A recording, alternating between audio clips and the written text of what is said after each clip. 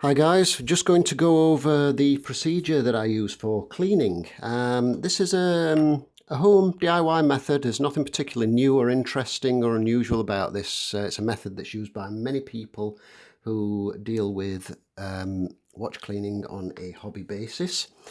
I use two cleaning fluids, naphtha or lighter fluid, which the main constituent of which is naphtha, and IPA or isopropyl alcohol. You can also use denatured alcohol, which is called methylated spirits in the UK, and then a small jar which also contains naphtha or lighter fluid. Ronson, Swan, Ronsonol, I believe, is a popular name in the US. You can buy this from any shop that will sell tobacco or cigarettes or what have you.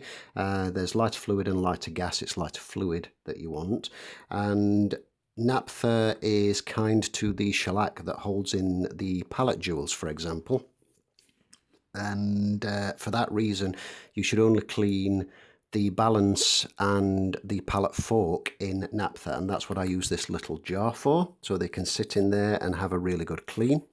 In addition, I will use either latex gloves or finger cots. I will use tweezers, Rodico, pithwood can also be used, a piece of pegwood which is sharpened to a point at one end for pegging out the jewel holes and such like. I keep a scalpel blade handy for sharpening that up. You could use a pencil sharpener. And at the end of that, I don't know if you can see that, but there's a tiny little divot cut in there. And that is for the end stones, which I keep in these little baskets, which you can just drop straight into the naphtha.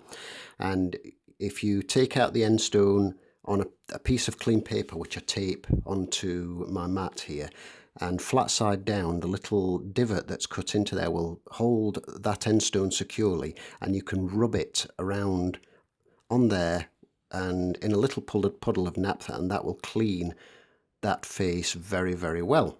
And it's essential that, it's essential that the whole thing is clean, but it's particularly essential that those end stones are very, very clean, because that's where the ends of the balance pivot spin on there. So you need to make sure you've gotten all old oil residue and such like off there. In addition, I will use a toothbrush. This is an old one, or the head of an electric toothbrush, which is an old one from one my son had years ago that I happened to find a little while ago. I will ordinarily just use an ordinary toothbrush and chop about 2/3 of the bristles off to leave a head about this size. As it happens, these are an ideal size because they are small already. And I use this to give the parts a bit of a scrub if they are particularly filthy, before I let them soak in the naphtha. And a couple of loops for inspection purposes. The little basket I've already mentioned, a bulb blower for blowing dry the parts.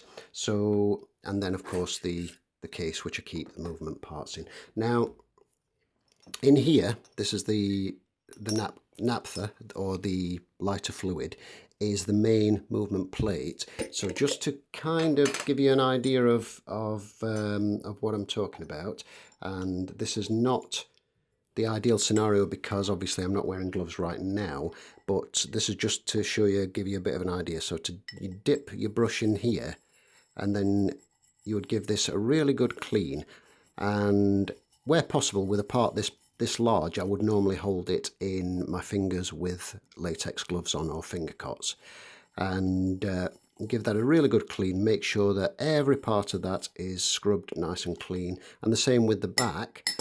It's difficult to do on camera because I'm kind of trying to keep this on camera so you can see what's going on, which means I've got to keep my head out of the way, and it makes things a little bit tricky. But give it a good scrub if it's dirty. Leave it to soak in there. You can, if you wish, take your bulb blower and just agitate the fluid, and which in theory should swill the naphtha around a little bit, and making sure that you wipe any residue off the rubber bulb, because it will in the long run not be good for it. And then I leave that capped to soak for a little while to make sure that the naphtha does its job and dissolves the gunge and the caked on hardened oil residue and such from its last umpteen years without a service, as the watches I deal with are typically of that nature because they tend to be older watches that have started to slow down or run irregularly or what have you. Once that's cleaned and it's had a good swirl about, I will take it out, blow it dry with the bulb blower on a clean piece of paper, inspect it with the loops to make sure it's as clean as it can be, peg out the holes if necessary and give it another dunk in the naphtha, and then once it's dry it goes into the IPA, a good swirl around in the IPA, a good clean scrub with the brush if need be. I'll allow that to drip dry onto the paper and then blown dry, and then once it's dry it goes back into the case in readiness for the reassembly.